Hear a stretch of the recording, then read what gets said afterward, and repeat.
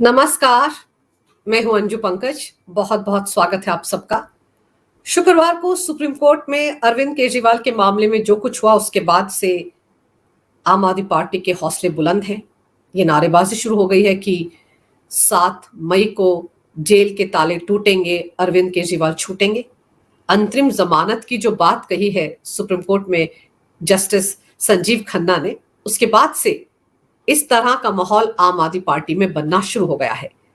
लेकिन यहां यह भी याद रखना जरूरी है कि जस्टिस संजीव खन्ना ने जोर देकर कहा था कि अंतरिम जमानत पर बात कर सकते हैं। 7 मई को दोनों पक्ष, अरविंद केजरीवाल के वकील भी और ईडी के additional solicitor general SV Raju भी, दोनों पक्ष अंतरिम जमानत पर दलीलें देने की तैयारी के साथ आए, क्योंकि उस पर सुनवाई होगी। लेकिन इसका मतलब यह नहीं है कि अंतरिम जमानत दे दी जाएगी। कोर्ट ने कहा कि वो अंतरिम जमानत पर सुनवाई करना चाहते हैं क्योंकि चुनाव लंबे खिंच रहे हैं और जो मामला जिस पर याचिका लेकर अरविंद केजरीवाल सुप्रीम कोर्ट पहुंचे हैं कि उनकी ईडी ने गिरफ्तारी अवैध ढंग से की है, टाइमिंग बहुत खराब है, चुनावी प्रक्रिया शुरू होने से एक दिन पहले उनको गिरफ्तार किया गया, तो इस मामले पर सुनवाई में अभी समय लगेगा। इसलिए चुनाव को देखते हुए सुप्रीम कोर्ट ये चाहता है कि अंतरिम जमानत देने पर विचार किया जाए। दी जाएगी या नहीं, इस पर बहुत बड़ा क्वेश्चन मार्क है। लेकिन फिर भी एक नजरिया सुप्रीम कोर्ट की तरफ से दिखाया गया है कि वो चाहते हैं कि चुनाव के नजर से अरविंद केजरीवाल को अंतरिम जमानत दे दी जाए, लेकिन फैसला जो भी है वो 7 मई को होगा, क्योंकि additional solicitor general SP Raju ने साफ साफ कहा कि वो इसका भी विरोध करेंगे। वो नहीं चाहेंगे कि अरविंद केजरीवाल को अंतरिम जमानत भी मिले। इसके बाद ही जस्टिस संजीव खन्ना ने कहा कि वो सिर्फ विचार करना चाहते हैं, इसलिए दोनों पक्ष अपनी दलीलों के साथ आए। अब इसके बाद से जाहिर सी बात है, आम आदमी पार्टी में हर किसी का हौसला बुलंद है। इस वक्त सबको लग रहा है कि 7 मई को तो अरविंद केजरीवाल हो सकता है रिहा हो जाएं। ये उम्मीद की किरण उनके लिए इस वक्त नजर आ रही है। लेकिन यहां गौर करने वाली बात यह है कि जस्टिस संजीव खन्ना की अदालत में शुक्रवार को एक और पहलू पर भी चर्चा हुई है। शायद उस पहलू की तरफ आम आदमी पार्टी के नेताओं का ध्यान नहीं जा रहा है। जस्टिस संजीव खन्ना और अभिषेक मनु सिंघवी के बीच जो बहस हुई है, किस मुद्दे पर हुई है, वो मैं आपको बताती हूं। दरअसल जस्टिस संजीव खन्ना ने यह जानना चाहा कि अगर आम आदमी पार्टी को ईडी आने वाले दिनों में, भविष्य में आरोपी बनाता है, आरोपियों की फेहरिस्त में आम आदमी पार्टी का नाम भी आ जाता है, तो उस सूरत में क्या हो सकता है। यह सवाल उन्होंने अभिषेक मनु सिंघवी से पूछा। तो किस तरह की बहस हुई है यह मैं आपको बताती हूं। दरअसल जस्टिस संजीव खन्ना ने कहा कि क्या आम आदमी पार्टी के खिलाफ कोई केस चलाया जा सकता है, तो अभिषेक मनु सिंघवी ने कहा कि नहीं। इस पर जस्टिस खन्ना ने कहा कि ईडी तो कह रही है कि वो भविष्य में आम आदमी पार्टी को आरोपी बनाएगी। इस पर आगे अभिषेक मनु सिंघवी ने कहा कि लेकिन इसका मतलब यह नहीं है कि केजरीवाल को गिरफ्तार कर लिया जाए। इस पर जस्टिस खन्ना ने कहा कि किसी का प्रतिनिधि होना सबूत नहीं है, यहां आप गलत हैं। प्रभारी व्यक्ति को ही जिम्मेदार माना जा सकता है। क्या यह माना जा सकता है कि उन्हें धारा 70 के तहत गिरफ्तार किया जा सकता है? दरअसल जस्टिस संजीव खन्ना क्या कहना चाह रहे थे, वो ये कहना चाह रहे थे कि आम आदमी पार्टी अगर आरोपी बनती है मनी लॉन्ड्रिंग मामले में, इस शराब घोटाले में, तो जवाबदेही किसकी होगी? आम आदमी पार्टी के जो पदाधिकारी होंगे टॉप के, उनमें संयोजक है अरविंद केजरीवाल, कोषाध्यक्ष है डीके गुप्ता, इनकी जवाबदेही बनेगी, तो इनके खिलाफ कार्रवाई होगी। इस पर अभिषेक मनु सिंघवी बोले कि मेरी दलील है कि महज किसी कंपनी का नाम होने से, यानी कि आरोपियों की लिस्ट में किसी कंपनी का नाम होने से एमडी की गिरफ्तारी नहीं हो सकती।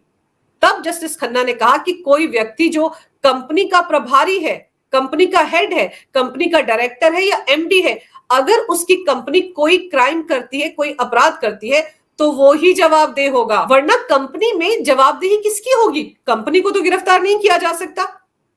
तो जो लोग उस कंपनी का कामकाज चलाने के लिए जिम्मेदार हैं, आखिर जवाबदेही उनकी बनेगी तो गिरफ्तारी भी उनकी होगी।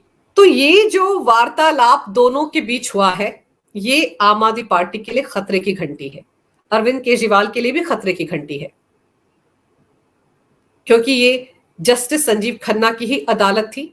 जहां पर सबसे पहले पिछले साल अक्टूबर महीने में आम आदमी पार्टी को इस पूरे शराब घोटाले में पार्टी या आरोपी बनाने के बारे में चर्चा हुई थी, जब मनीष सिसोदिया की जमानत याचिका पर जस्टिस संजीव खन्ना की अदालत में सुनवाई हो रही थी।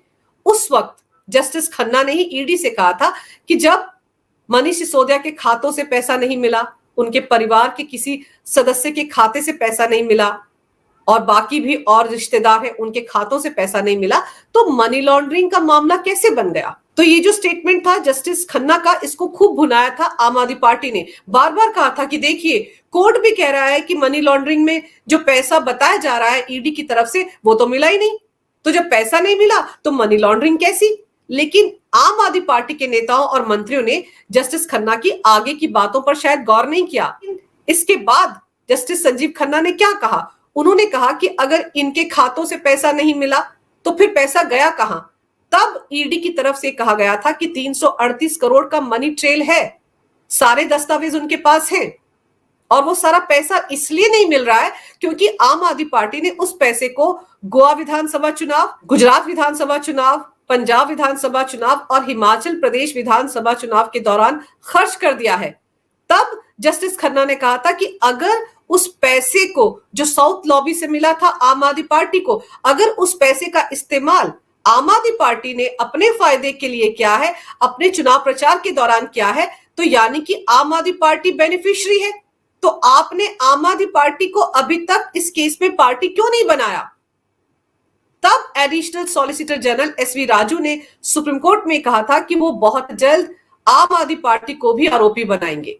तो जिस वक्त आम आदमी पार्टी जस्टिस खन्ना की बातें सुनकर सिसोदिया को जमानत मिल जाएगी इस तरह की कयासबाजी कर रही थी, उस वक्त वो सब भूल गए थे कि आगे क्या कहा जस्टिस खन्ना ने, और बिल्कुल यही इस मामले में हो रहा है। लेकिन पेंच फंसा हुआ है पीएमएलए एक्ट के सेक्शन 70 को लेकर। तो यहां पर यह समझना जरूरी है कि जस्टिस संजीव खन्ना ने क्यों पीएमएलए के एक्ट 70 का जिक्र यहां पर किया और क्यों ये खतरे की घंटी है, क्योंकि इसी के तहत ईडी आम आदमी पार्टी को आरोपी बनाएगी। और पीएमएलए एक्ट की ये धारा 70 कैसे कंपनियों पर लागू होती है, क्या राजनीतिक पार्टी पर लागू हो सकती है या नहीं, इस पर भी एक लंबी चौड़ी बहस छिड़ी हुई है। लेकिन ये सेक्शन 70 है क्या, मैं आपको वो बताती हूं। पीएमएलए की धारा 70 क्या कहती है। इस धारा के मुताबिक किसी भी प्रावधान या इसके तहत बनाए गए किसी नियम, निर्देश या आदेश का उल्लंघन करने वाला व्यक्ति एक कंपनी है। वहां प्रत्येक व्यक्ति जो उल्लंघन के समय इसका प्रभारी था वो इसके लिए जिम्मेदार था।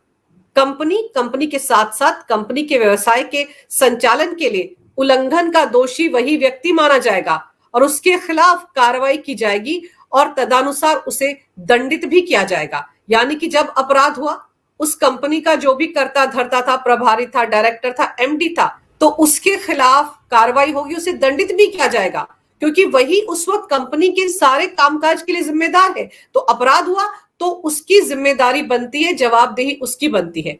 आगे ये कानून कहता है, इस धारा के प्रयोजनों के लिए कंपनी का अर्थ है कोई कॉर्पोरेट निकाय और इसमें कोई फर्म या व्यक्तियों का अन्य संघ शामिल है। तो ये जो व्यक्तियों का अन्य संघ है, ये राजनीतिक दल को भी माना जाता है।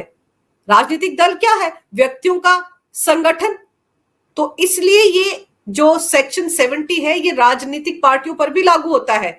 और किसी फर्म के संबंध में निदेशक का अर्थ फर्म में भागीदार होता है, यानी कि जो डायरेक्टर है, जो सबसे बड़ा पदाधिकारी है उस कंपनी का, उसकी तो जवाबदेही बनती है। आम आदमी पार्टी के मामले में संयोजक अरविंद केजरीवाल है, तो जवाबदेही उनकी बनती है क्योंकि पार्टी के अंदर पैसा आया, कहां गया, कैसे खर्च किया गया, ये सारा कामकाज तो वही देख रहे होंगे।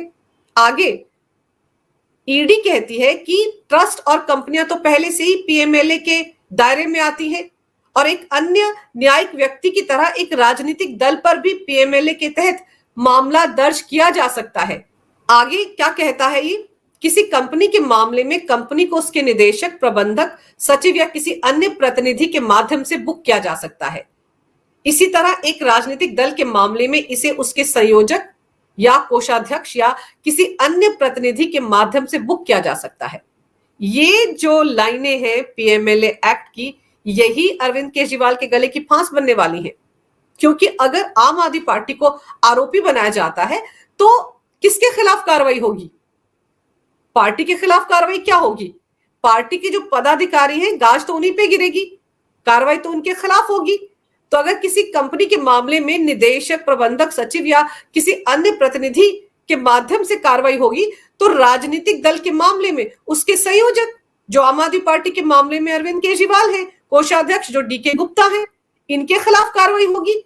तो पार्टी अगर आरोपी बनती है मनी लॉन्ड्रिंग के मामले में, तो कार्रवाई पार्टी के प्रभारी संयोजक के खिलाफ ही होगी। तो इस मामले में अरविंद केजरीवाल के खिलाफ होगी। और यहां पर एक चीज और साफ की गई है इस एक्ट में, वो ये है कि इस धारा के तहत कोई भी बात ऐसे व्यक्ति को सजा के लिए उत्तरदायी नहीं बनाएगी यदि वो साबित करता है कि उल्लंघन उसकी जानकारी के बिना हुआ था और उसने इस तरह के उल्लंघन को रोकने के लिए सभी उचित परिश्रम किए थे। अरविंद केजरीवाल शुरुआत से कहते आ रहे हैं कि उन्हें पता नहीं है कि नई आबकारी पॉलिसी कैसे कब बनाई गई, उन्होंने तो किसी फाइल पर साइन नहीं किए। वो तो यही कहते हैं ना कि उनको पता ही नहीं है, ग्रुप ऑफ मिनिस्टर्स में भी वो नहीं थे, इसलिए उनको जानकारी नहीं है कि कैसे साउथ की लॉबी को फायदा पहुंचाया गया।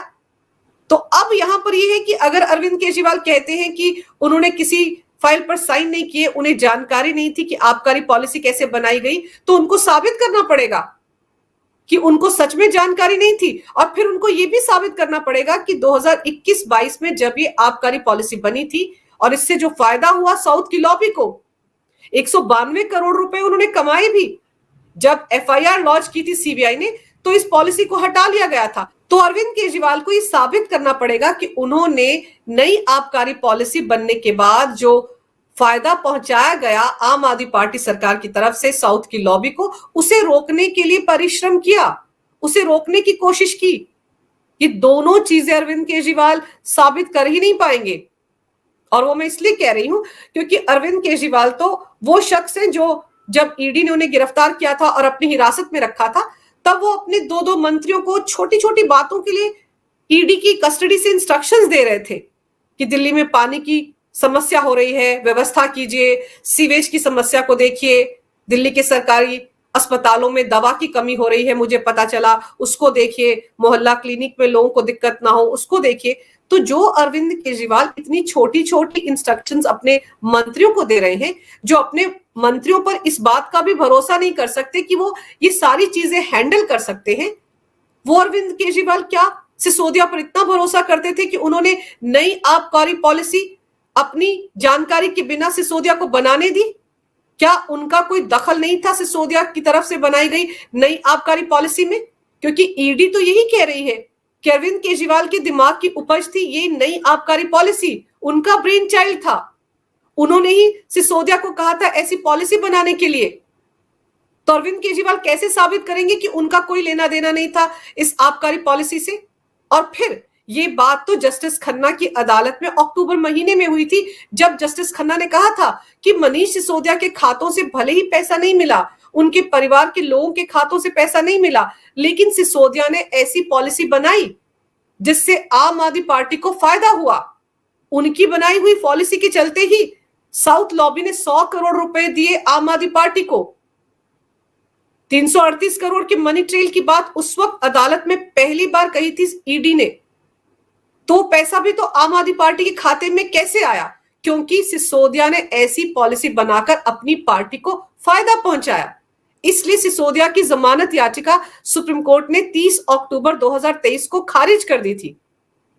तो अरविंद केजरीवाल के लिए अब दिक्कतें ये हैं कि वो कैसे साबित करेंगे कि उनको तो पता ही नहीं था नई आबकारी पॉलिसी के बारे में, और अगर पता चला तो उन्होंने पिछले सालों में क्या किया?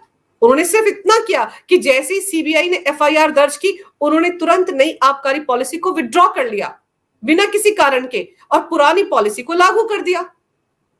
तो सवाल तो उनसे फिर यही बनता है कि अगर नई आबकारी पॉलिसी बिल्कुल ठीक थी, कहीं कोई घपलेबाजी नहीं थी, तो उन्होंने नई आबकारी पॉलिसी विड्रॉ क्यों की, वो भी सीबीआई की एफआईआर के बाद?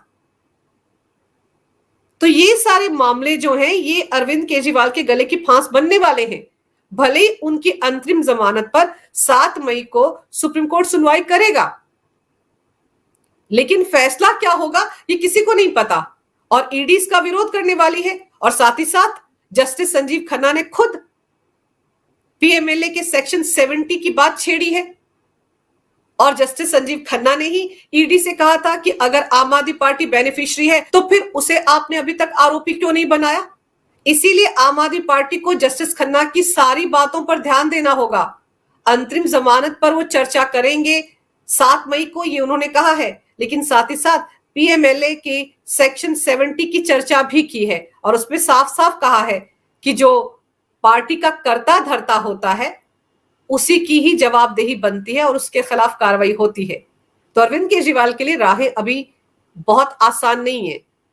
अगर वो एक जगह से छूटेंगे तो दूसरी जगह फंस जाएंगे। और बात सिर्फ अंतरिम जमानत की है और हो सकता है कि उसमें कुछ शर्तों के साथ उनको कुछ दिन के लिए जमानत दे दी जाए, लेकिन वो भी बहुत मुश्किल नजर आ रहा है, क्योंकि ईडी की तरफ से additional solicitor general SV Raju ने साफ साफ कहा है कि वो इसका पुरजोर विरोध करेंगे। अगर आपको ये वीडियो अच्छा लगे तो कृपया इसे लाइक करें, शेयर करें। अगर आप पहली बार मेरे चैनल पर आए हैं तो कृपया मेरे चैनल को सब्सक्राइब करना ना भूलें। मेरे चैनल को अपना पूरा समर्थन दें। ये वीडियो देखने के लिए बहुत बहुत धन्यवाद। नमस्कार। भारत माता की जय हो। वंदे मातरम और जय श्री राम।